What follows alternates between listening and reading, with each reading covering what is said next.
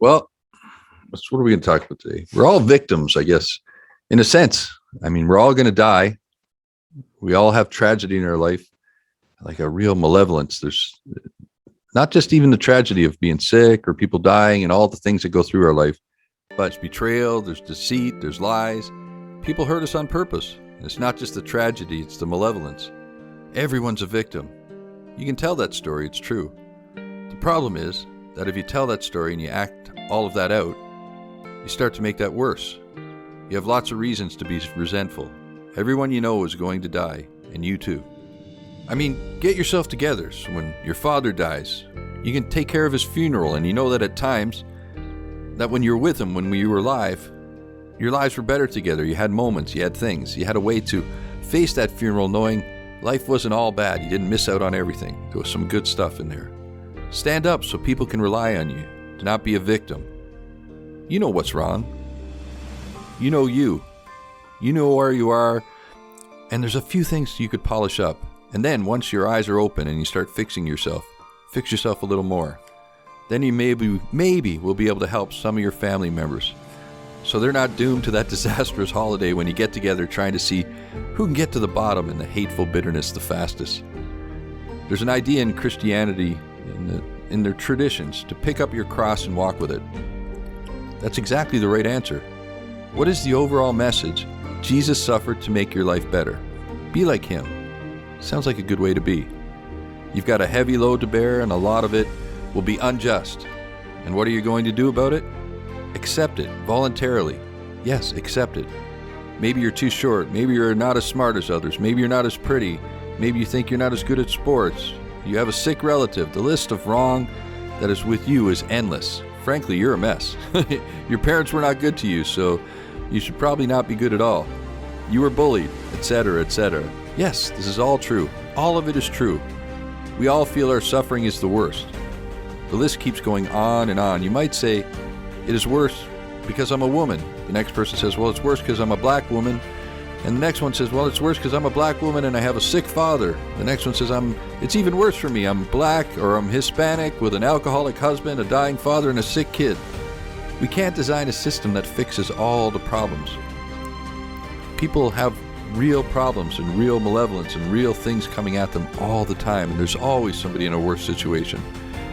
It is impossible, and always will be impossible, to fix everybody. People get left out. When Adam and Eve learned they were naked in the Bible, what did it tell them? It told them that they were very vulnerable. They're open, their vulnerability, they wanted to cover up. Because why? It means that you can be hurt, which means when you can be hurt, you can also be hurt by others, and you can also hurt others. The clothes themselves are trying to hide this vulnerability. This is probably why good and evil go with this story. After listening to Jordan Peterson talk about this, I quite had to go back and look at it again, and it's quite interesting. They discover their nakedness, hence the serpent comes in. All he has to do is to show you how vulnerable you are and how to exploit the other people that are just as vulnerable. Once we discover all others are vulnerable, just like we are, there's something we have, something to exploit, hence evil emerges. So knowing all this, how do we cope? How do we build? How do we go past that?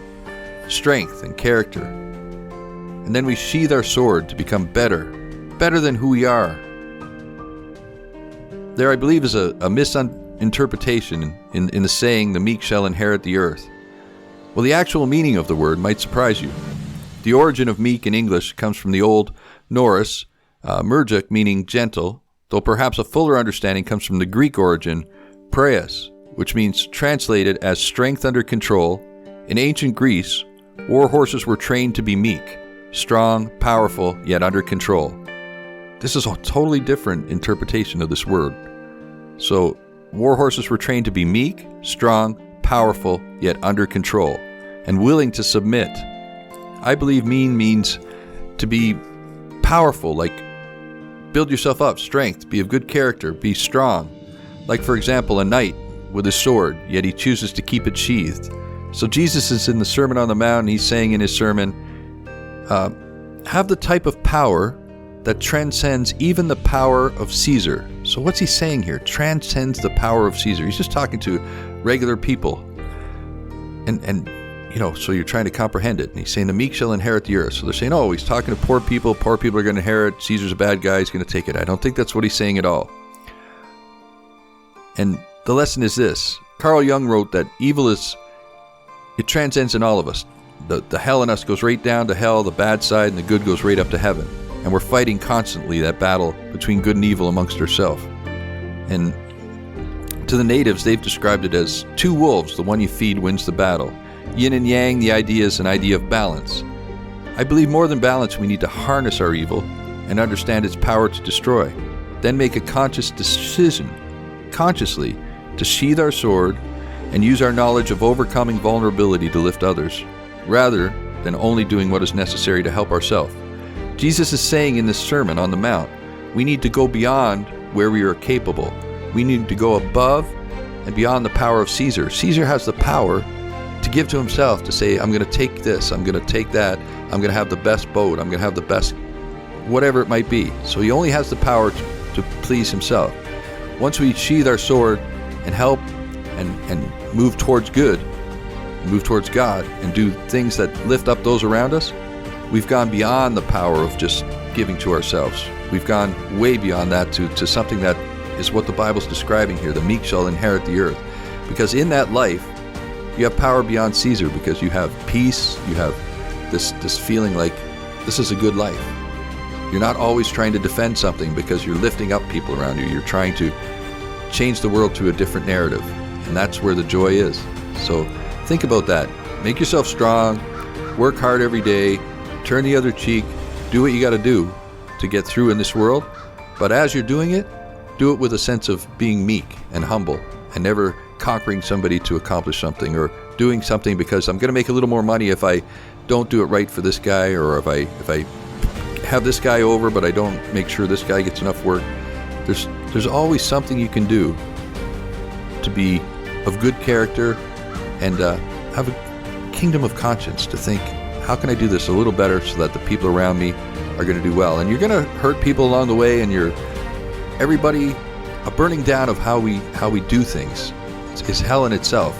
It's like the hell right here on earth that you have to go through as you're tearing down yourself and finding your truth and your belief and your strength and your movement towards God. There's a real tearing away. So that's my idea of meek and sheathing your sword. And when they say the meek shall inherit the earth, I think it means the people who've decided to move towards good and put their sword away, even though they can conquer you and they could maybe have the new things and the biggest cars and the biggest boats and conquer the village. They've decided not to do that. They've decided to build the village and work together until we have something that we can all work on together and share together. And that's what I think is bringing a kingdom of God, a kingdom of consciousness to us. And that's the better way to think about it.